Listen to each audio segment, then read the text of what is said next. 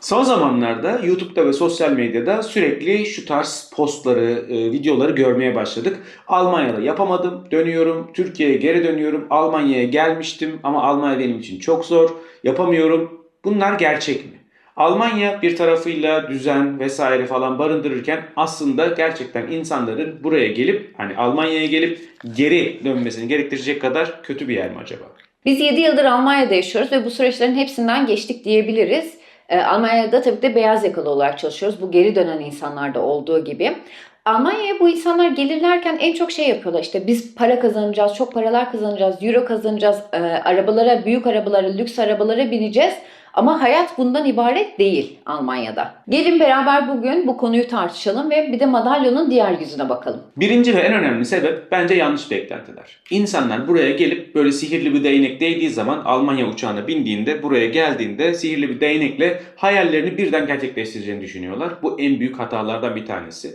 Almanya size bir anda zengin olma fırsatı vermiyor. Bir American Dream yok yani. Amerika'da gerçekten sıfırdan bir startup kurarak bir şey olabilirsiniz ama Almanya size yavaş ama güvenli bir gelecek sunuyor. Melih'in de dediği gibi bir anda zengin olmuyorsun ama doğru yaşarsan, doğru birikimler yaparsan bence Almanya'nın bu güvenlik yani maddi konulardaki güvenliği Türkiye'ye göre çok yüksek. Özellikle mesela bir markete girdiğiniz zaman fiyatlara bakmanız gerekmiyor. İki market arasında devasa farklar olmuyor. Hatta onu geçtim. Bir ay sonra yine aynı market fiyatlarıyla yaşayabilecek olmak çok değerli. Bir de şunu eklemek istiyorum. Mesela Türkiye'de çok uzun yıllarda alabildiğiniz arabaları, çok uzun yıllarda alabildiğiniz bilgisayarları vesaireleri rahat bir şekilde normal aylık kredi borcuna dahi girmeden alabiliyorsunuz. Bunun dışında her ay kenara para koyabildiğin bir geleceğe sahip olmak sana yatırım yapma fırsatı veriyor. Çünkü borçlarla boğuşmuyorsun, bilinmezlikle boğuşmuyorsun. Bir şeyin fiyatı zamlanacağında bile çok daha öncesinde haberler veriliyor mesela. Zaten geri dönen insanların da bence en büyük sorunlarından bir tanesi Almanya'ya gelince çok çok zengin olacaklarını düşünmeleri. Maddi olarak güçlü olmak her şey değil ama birçok şey. Özellikle ben yapamadım Almanya'dan Türkiye'ye dönüyorum diyenlerde ikinci gördüğümüz konu dil bariyeri. Arkadaşlar Almanca gerçekten zor bir dil. Ama Almanya Almanca konuşan bir ülke. Ve böyle bir mesela Dubai gibi ya da ne bileyim Katar gibi sadece göçmenlerden oluşan bir ülke değil. Burada oturmuş bir millet var, oturmuş bir kültür var. Yani Türkiye'yi düşünün mesela. İngilizceyle yaşayabilirsin Türkiye'nin belli yerlerinde ama Türkiye'de insanlar Türkçe konuşuyorlar.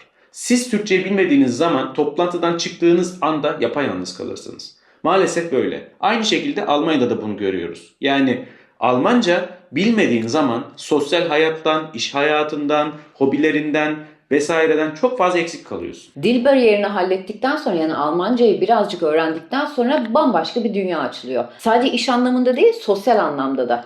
Melih'in de dediği gibi tamam İngilizceyle çalışabilirsin ama o kahve makinesinin başında iş arkadaşlarına küçük böyle sohbetler çok daha değerli oluyor ve bunlar zaten İngilizce yapılan şeyler değil. Ya da sosyal olarak dil bariyerini aştıktan sonra komşularınla ya da iş arkadaşlarına dışarıda görüşebilmek, bir şeyler yiyip içmeye gidebilmek bütün dünyanızı değiştirebiliyor.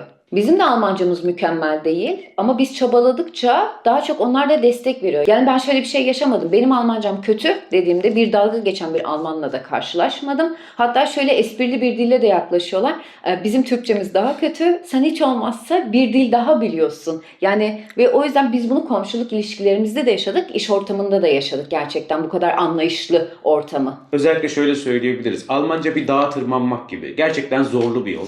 Ama Almanca aslında siz hayatınıza ne kadar dahil ederseniz Almancayı, işte haberleri izlerseniz, ona uygun kitaplar okursanız, bir şeyler yaparsanız, kendinizi Almancanın içine ne kadar haşır neşir ederseniz buradaki kültürü de tanımaya başlıyorsunuz. Ama bu döndüm, yapamadım diyen insanlarda biraz şunu görüyorum. Hala Türkiye'de yaşamaya devam ediyor. Yani haberlerini düzenli takip ediyor, dizilerini takip ediyor. İlk yıllarda biz de öyleydik. Biz de öyleydik. Çünkü insanın bir yaşam tarzı var. Sen buradaki hayata entegre olabilmek için, adapte olabilmek için buradaki insanlar gibi yaşamadığın sürece Almanya'da yaşayan bir Türkiye'de nefes alan bir ruh gibi oluyorsun aslında. Bizim şöyle arkadaşlarımız da vardı yani tanıdıklarımız vardı daha doğrusu. Tamam ben İngilizceyle çalışıyorum. Beni iş yeri İngilizce kabul etti. Ben Almanca öğrenmek istemiyorum.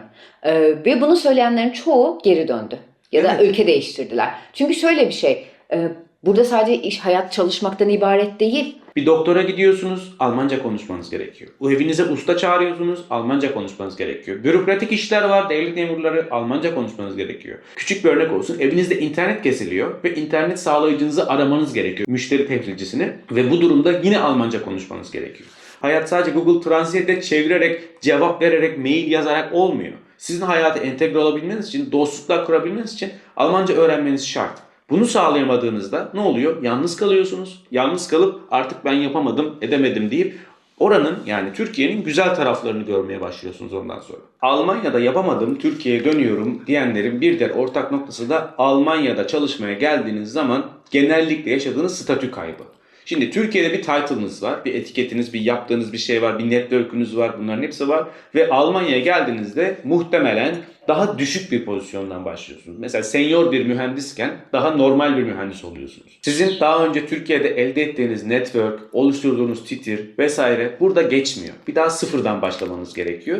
Bu da bazı kişiler için gerçekten yıpratıcı olabiliyor.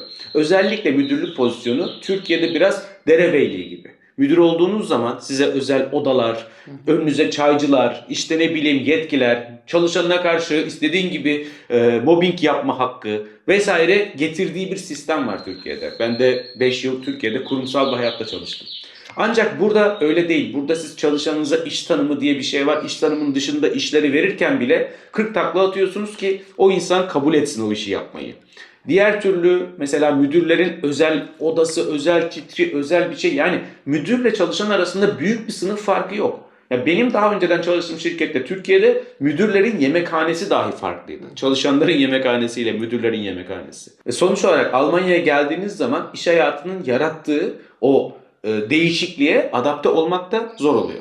Bir de diğer taraftan bakalım, iş hayatı ve sosyal hayat arasındaki denge.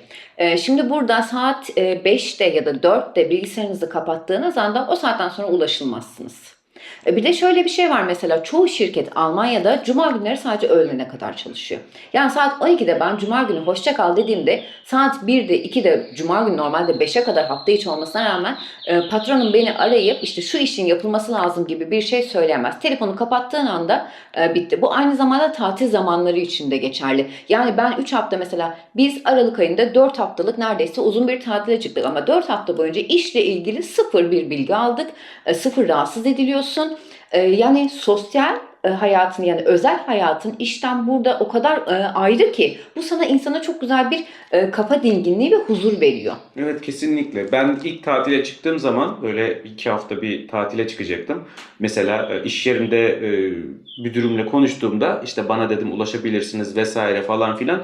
Yok dedi, bizde öyle bir şey yok dedi. Biz dedi öyle bir sen gelene kadar hiçbir şekilde sana dedi ulaşmayız. Herhangi bir durum olacağını da düşünmüyoruz. Çünkü iş her zaman bekleyebilir ve insanın önünde değildir. Bu mesela çok ilginç bir şey gelmişti bana. Ben daha önce Türkiye'deki kurumsal hayatımdan gecenin köründe bile arandığımı, işte yarın sabah bu yetişecek, şu sunum yetişecek, bunu böyle yap, şöyle yap gibi baskılarla bunları yaşadığımı çok net biliyorum. Türkiye'de işe alımlar olsun, terfiler olsun, bunlar da birinin adamı olmak çok etkili.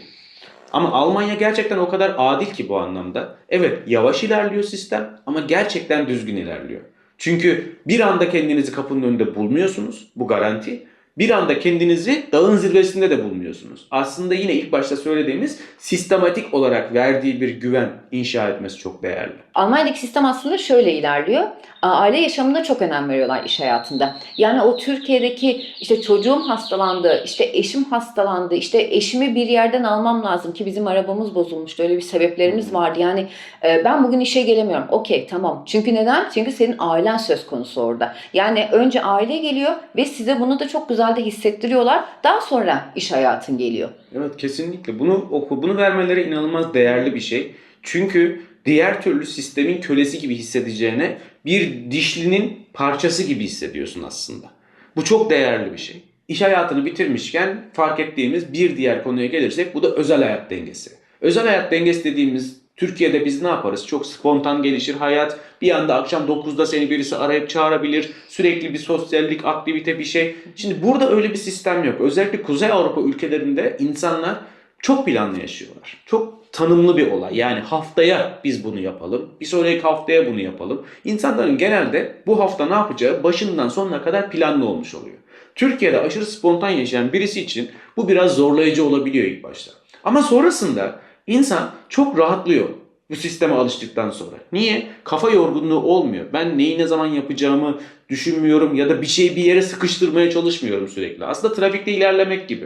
Trafikte ilerlerken burada herkes ip gibi ilerliyor ya.